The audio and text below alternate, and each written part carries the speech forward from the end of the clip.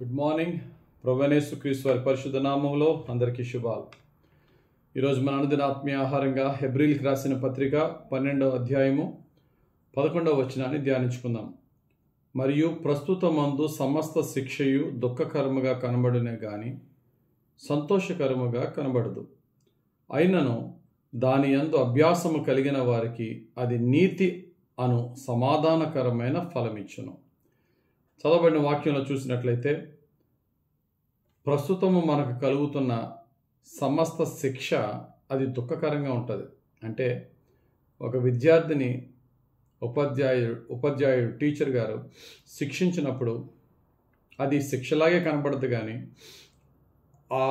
ఆ విద్య నేర్చుకుని ప్రయోజకుడు అయిన తర్వాత ఆ వ్యక్తికి ఆ శిక్షలా కనబడదు, కానీ శిక్షణలా కనబడుద్ది.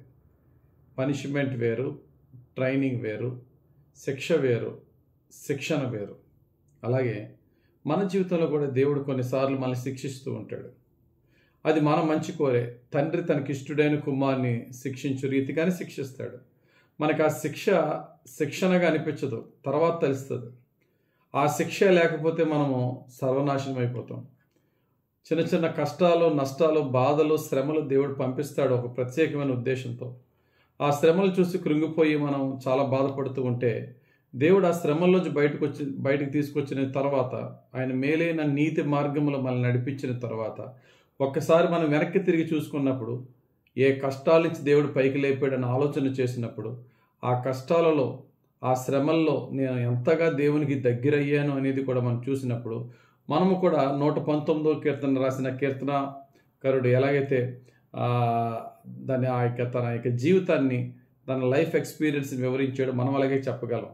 119వ కీర్తన 71వ వచనంలో, నేను నీ కట్టడలను నేర్చుకొనున్నట్లు శ్రమనందు యుండుట నాకు మేలాయను.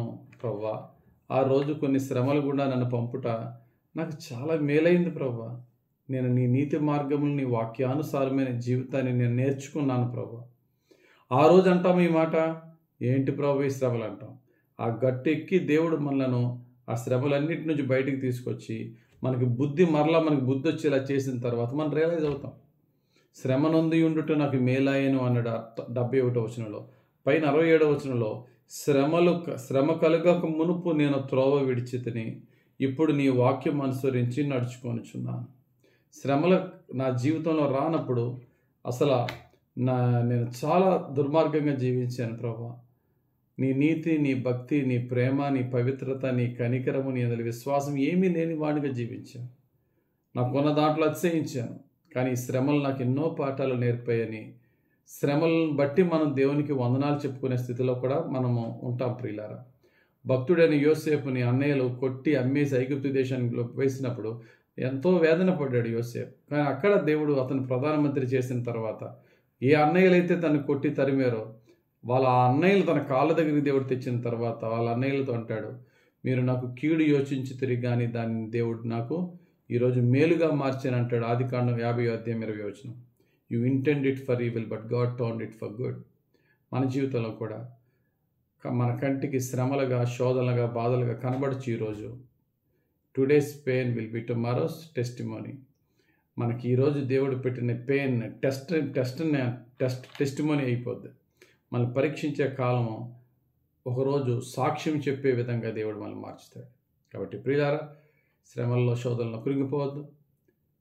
మన జీవితంలో ప్రభు మనలను శిక్షించే శిక్షణ మనం కనుక ధ్యానిస్తే, శిక్షణ చక్కగా ధ్యానిస్తే అది శిక్షణ అని మనకు అర్థమవుతుంది. అప్పుడు మనం యేసయ్యను మహిమపరచగలం. దేవుడు అట్టి ఓర్పు, సహనము, విశ్వాసము, బుద్ధిని మనకు ప్రసాదించునుగాక. ఆమేన్. ప్రార్థన చేసుకుందాం. పరిశుద్ధుడు, ప్రేమ కలిగిన తండ్రి, ఇచ్చిన ఈ వాక్యం బట్టి వందనాలు. ధ్యానించిన వాక్యం ప్రకారంగా మా జీవితంలో వచ్చిన శ్రమ, శోధన, బాధ, శత్రువు, ఎడబాపు ఇవన్నీ కూడా మాకు ఆ యొక్క సమయంలో ఎంతో వేదనగా ఉండొచ్చు. కానీ అన్నిటిలోనూ కూడా నా విమోచకుడు సజీవుడు, నా విమోచకుడు నన్ను చూస్తున్నాడు, ఒక ప్రత్యేకమైన ఉద్దేశంతో ఇవన్నీ నాకు వచ్చినాయి అనే విశ్వాసంతో మేము ధైర్యంగా నీ వైపు చూస్తూ, నీ ఆత్మ సహాయంతో ముందుకు సాగి నీ గొప్ప విజయాలు పొందుకుని నీకు సజీవ సాక్షులంగా మా చివరి శ్వాస వరకు మేము జీవించే భాగ్యం మాకు దయచేయమని కోరుచు, మమ్మల్ని నీ పాదాలకి ఈ దినమంతటిని నీ యొక్క కృపకు అప్పగించుకొంచు. యేసుక్రీస్తు వారి పరిశుద్ధ నామంలో ప్రార్థించి వేడుకొంచున్నాం తండ్రి. ఆమెన్. తండ్రి యొక్క కుమారుని యొక్క పరిశుద్ధాత్మ దేవుని అభిషేకం హెచ్చుగా మనపై దిగి వచ్చి యేసే నీతి మార్గములు మనల్ని నడిపించును గాక. Amen. God bless you. Have very blessed day.